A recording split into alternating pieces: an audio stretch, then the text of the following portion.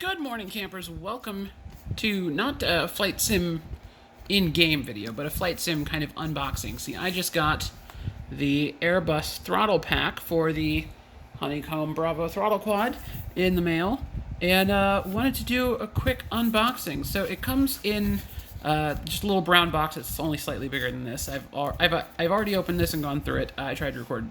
I recorded a first time unboxing, but I accidentally exposed my product serial number without covering it up. So you got the back of it is pretty nifty. It gives you directions. It reveals that these two buttons are magnetic, the throttle disconnect buttons.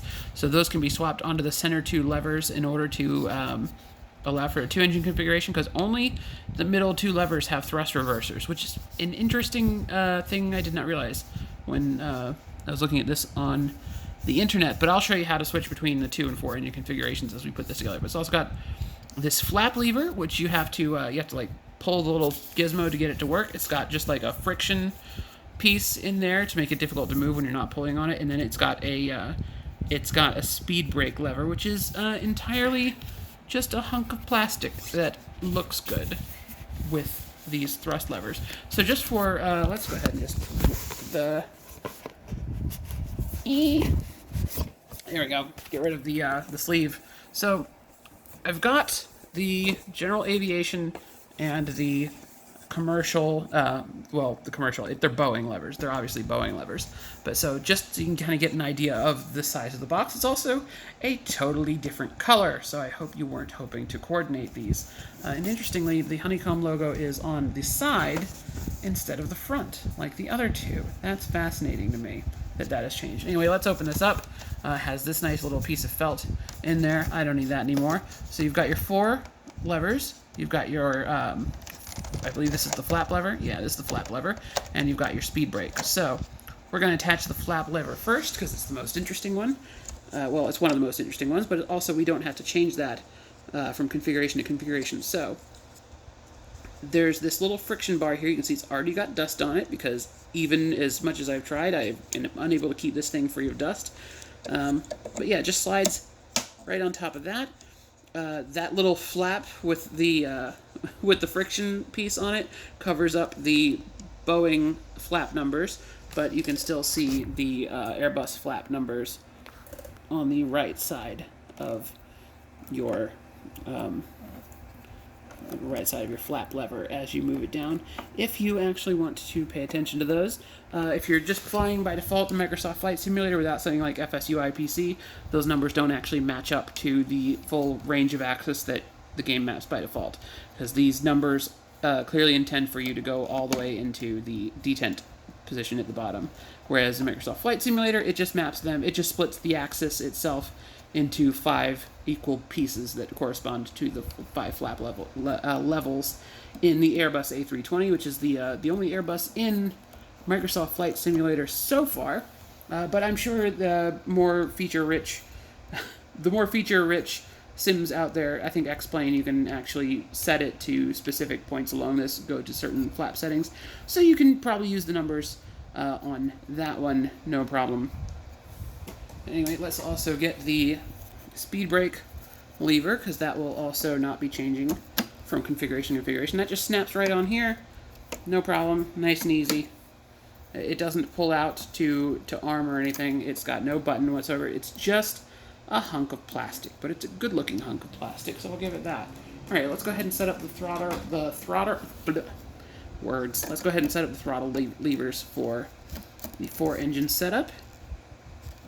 So one thing I'll point out, there are the Airbus detent markers in white along the center two throttle axes. Those markers are copied in red for the 4-engine configuration on the other side of the 2 outer thrust levers. So, and they do have. Sorry. Let's cover up my serial number. There we go. So you can see on here it does have the detent marker on the outside of the lever, and it's also got the reverser button.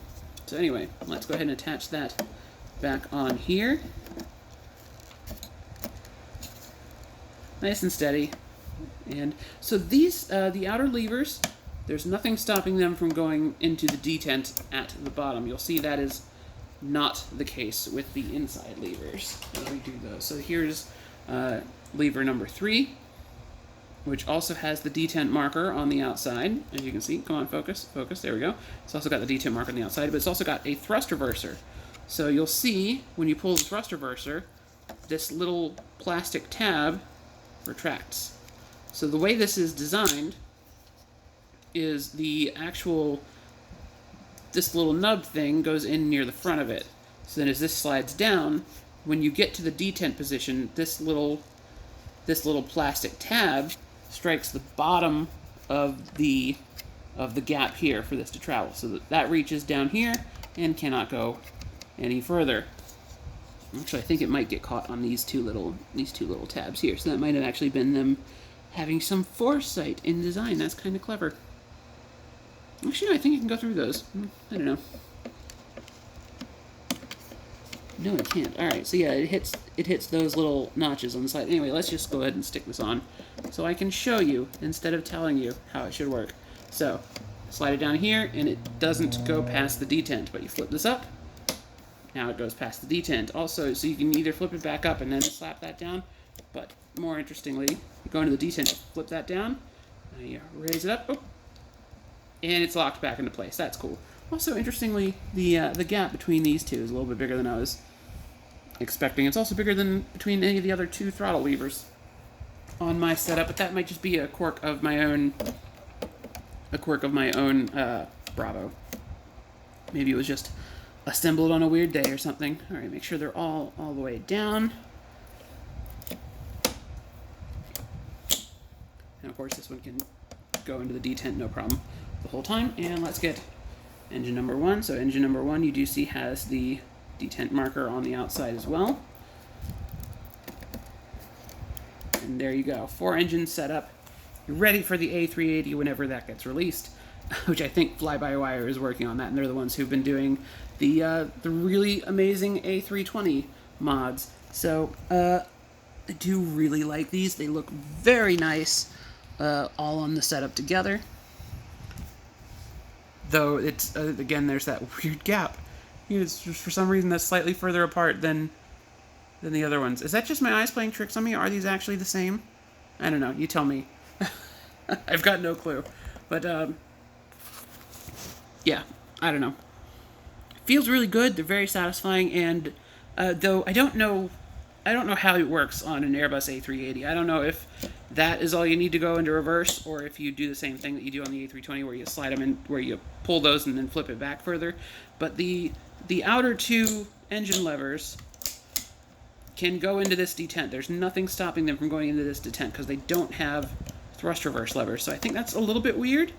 Like, if they're not supposed to go past that, I don't know why these don't just have, like, tabs that are locked into place to keep them from going down any further. Doesn't make much sense to me, but hey, you know what?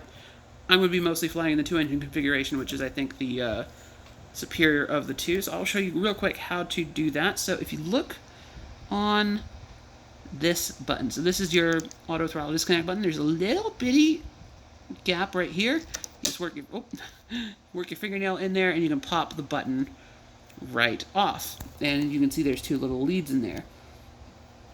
So you might be looking at this and wondering, oh, there's no leads on that. How do you attach... It's a good little magnet. How do you attach the button... Oh, the spoilers.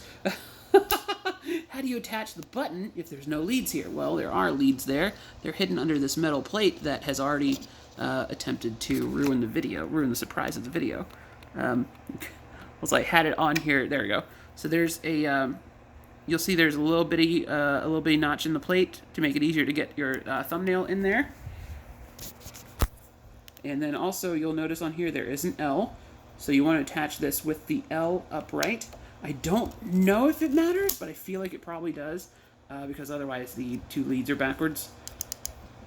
I feel like you can probably put these on backwards and it's fine. But just for our purposes, we're going to be using them the right way around, and then we can just... come here. Get off. There we go. Oh, also, another thing I don't know if you noticed, there is a Honeycomb logo on that little face of it, and that's very cute. And that is present on all of them, right? It's difficult to see. Yeah, it's present on all of them. It's the least well lit part of the entire throttle quad. Anyway, so also would recommend while you've got them just in storage to use the metal plate to cover up that. Though in the box, the buttons only have a spot on the outer two levers, because the inside two levers have the gap for the thrust reversers, but no gap at the top for the buttons. So if you want to put the levers completely away, you need to put the buttons back on the outer two levers, or you won't have the space you need inside the box. So just word to the wise. Okay, so again, on the outer lever, find that little gap for your thumbnail. See, there's an R in this one. And we can do the same thing on this metal plate. And now R right side up, and it just kind of slots into place. There's two little notches that fit into grooves on this thing, so you can't attach the buttons without them being lined up with the contacts. And then you've got your 2-engine setup. I should actually remove that lever, slap the plate on it, and into the box it goes. And then because we are proper Bravo Throttle Quadrant users, you want to squeeze a rubber cover over any unused axes. I hope your rubber covers are less dusty than mine.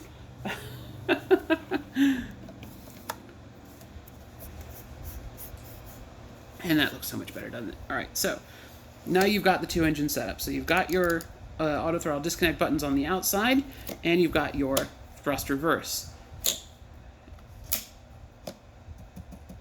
And of course, again, with the levers down, you can't go into the detent. Put the levers up, and now you can go into the detent. It's so satisfying, and I really enjoy it. It's just a little clever little mechanical thing they did to make this work. And it tickles the part of my brain that likes putting things together. It tickles the part of my brain that enjoys Legos, I think, is the way to describe it. These are pretty neat. Like them a lot. Also, very little space between the reversers and the buttons, so I hope you aren't needing to hit any buttons while you're in toga. But as you can see, we can slide it into the flex takeoff detent, and there's a little more space there. And of course, the climb detent, which is where you should be spending most of your trip. You've got plenty of room, and you can see all of your annunciator panel. So the reversers are a little awkward at the top end of the throttle range, but not a huge deal once you are for most of the flight. Not a huge deal for most of the flight. Anyway, Anyway, I'm going to drop my phone.